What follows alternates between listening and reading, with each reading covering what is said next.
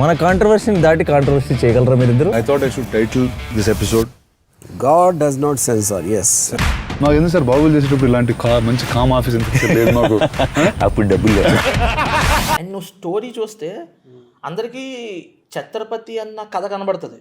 But మనకి స్టార్టింగ్లో భానుప్రియ గారి క్యారెక్టర్ ఒక స్టోరీ చెప్తారు. అవును, ఛత్రపతి శివాజీ గురించి ఒక స్టోరీ చెప్తారు. అంటే జీజాబాయి వీరుల కథలు చెప్తూ కొడుకులో పౌరుషాన్ని నింపి శత్రువుల మీదకి వెళ్ళేలాగా రెడీ చేస్తుంది అండి. సేమ్ అలాగే హీరో క్యారెక్టరైజేషన్ ఎవాల్వ్ అవుతూ ఉంటుంది.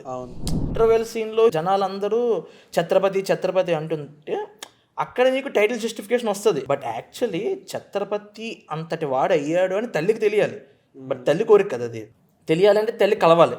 సో తల్లి కొడుకులు కలవడం అన్నది it's the main story of the film.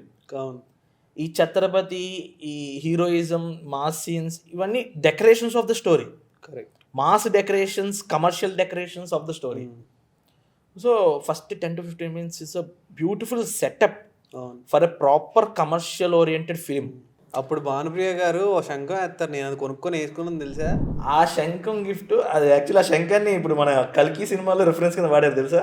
అవునా? రాజమౌళి గారు ఒక శంఖం వేసుకుంటారు, ఆ ఛత్రపతి శంఖం. రాజమౌళి గారు డ్రైవ్ చేసిన కారు ఉంది చూసా, అది వెహికల్ ఏదైతే ఉందో దాని గేర్స్ అయితే బాహుబలి స్వాడ్ అది. అవునా? యా, ఛత్రపతి అబ్జర్వ్ చేసాను ఆల్రెడీ. అవన్నీ ట్విట్టర్లో కూడా వచ్చేసాయి, ఇవన్నీ నేను అబ్జర్వ్ చేసినవి కాదు. ఇన్ని రోజులు నేను అబ్జర్వ్ చేయలేదా? రాజమౌళి గారు, ప్రభాస్ గారు తీసిన 2 సినిమాల రిఫరెన్స్ ని కల్కిలో పెట్టారు అలాగే.